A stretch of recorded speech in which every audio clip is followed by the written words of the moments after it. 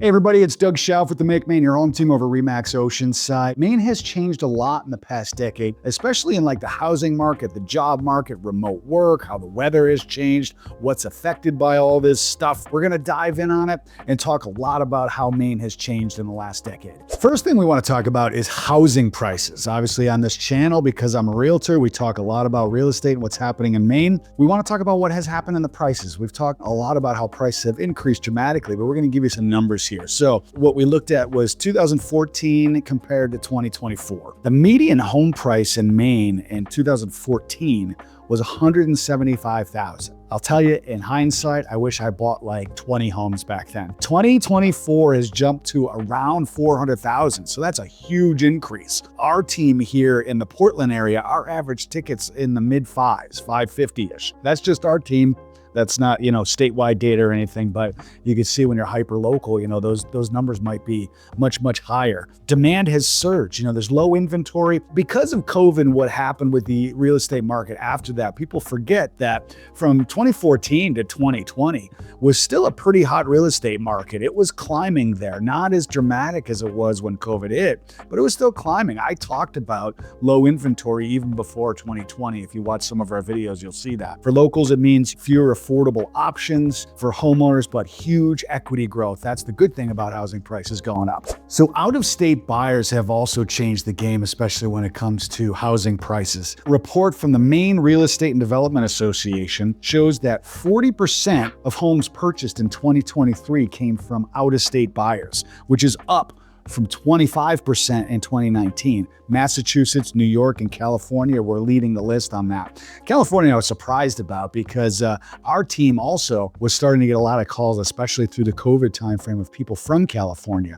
And I was surprised that they were looking at Maine from over there, but I think it was a lot of because earthquakes, fires, COVID, kind of everything was driving people out. When you want to come to the East Coast, Maine's a hot spot to look at. Remote work here in Maine, it's really transformed it. And, it's become kind of like a remote work hub. I think it's a lot because of the internet access that we have here is really good. Also with satellite options coming in, it's kind of making it even better in rural areas. Before COVID, only 4% of Maine's workforce work remotely. Now it's nearly 25%. So that's a huge increase. Towns like Brunswick, Freeport, and Yarmouth have seen big growth in like the tech world and the remote work, remote friendly professionals that want to be there and all that kind of stuff. Maine's $150 million investment in broadband expansion aims for growing high-speed internet in especially the rural areas. And they're doing a great job. It really is coming. A lot more people here in Maine have better internet access to make it better for remote work. Next thing to talk about is the job market. What has changed in the last decade. There's a lot more jobs out there, but also there's a huge shortage in workers. Maine's unemployment rate is only 2.8%. It's one of the lowest in the nation. Industries struggling to find workers are the healthcare business, construction, restaurants. And I know this to be true because, of course, I know a lot of people in the area. I talk to a lot of restaurant owners or managers that are having a hell of a time finding people to work. Healthcare is a big deal. Getting nurses and things like that going in the workforce is really a big deal. And construction, obviously, in the housing industry, we talk to a lot of builders and remodelers that just can't find people to actually work. And wages are rising because of that. Maine's minimum wage is now $14.15 per hour. It's one of the highest in New England. Skilled trades like electricians, plumbers, HVAC specialists are seeing salaries of over $80,000 per year due to the demand that's out there. So the job market here is very interesting and it's changed a lot in the last decade. Before we move on, I got two things to talk about. Number one, I'm a real estate broker. Number two, hit subscribe. Come on. Let's do this. The other thing that we want to talk about is the weather here in Maine and how that has changed. We are definitely seeing hotter summers, milder winters. We often talk about back when I was a kid, we had 3 feet of snow every day and, walk uphill both ways to school. We don't see a ton of snow, especially down here on the coast of Maine. I mean, as you get further inland and up north, they do see more snow than us, but we have seen milder winters. Although as we sit right now, we've been getting a few snowstorms here, so it's kind of interesting. We got a lot of snow on the ground right now as we're filming, but winters are definitely milder. Give you some facts here. Maine has warmed 3.2 degrees since 1895. Winter temperatures rising faster than summer. Ski resorts are feeling the impact, and I'm not a skier.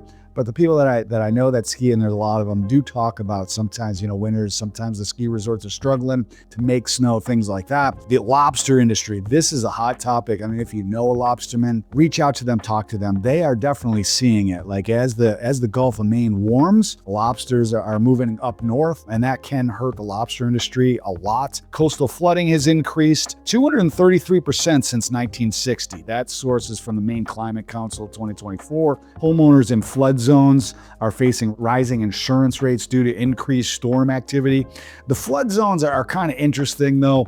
When they make the flood zones, unfortunately, they basically just circle areas that have water and things like that, and they leave it up to the homeowner to get yourself out of the flood zone. If you are looking at a property, if you find that your property is in a flood zone, there is a way to get out of the flood zone potentially. You got to do an elevation certificate, and you can talk to a surveyor to do that. But the flood zones are very tricky, but rates are higher. So if you need flood insurance, it's probably worth it to check those things out and see if there's any way of getting you out of that. Maine's population boom is something else that we want to point out. Maine is growing for the first time in decade. For years, Maine was the oldest state in the union with more deaths than births, but since 2020, the state's population has grown by nearly 40,000 people. That might not seem like a lot to some of you guys that are in populated areas, but there's only about 1 million people here in Maine. That's a decent amount. Who's moving in? We have remote workers like we talked about, retirees, families seeking a better lifestyle than where they're at. Cities and towns are expanding. Portland, Scarborough, Biddeford are adding more high-density housing to keep up with demand.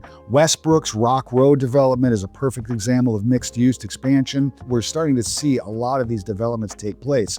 Scarborough Downs is another one that's out there in Scarborough. Traffic is worse than it used to be, although it's still not all that bad. I mean, a lot of you guys maybe watching this from the DC area, New York, California, but Portland traffic congestion has increased by 25%, especially in the summer, and that's from the Maine DOT in 2023. Tourism surges make it even worse. So depending on where you live or where you want to live, if you're living in a high tourism area, traffic is going to be harder. Like us locals, we know where to go, where not to go during the summertime because we don't get caught in that stuff. We've talked a lot on this channel about the food scene and culture here in especially the Portland area, but it's really a lot of Southern Maine just has great food and culture and all that. The Maine restaurant scene is definitely booming. Portland was ranked the #1 foodie city in America on Bon Appetit magazine 2023. James Beard winning chefs are opening restaurants statewide. Craft beer explosion, 165 plus breweries in Maine, a 200% increase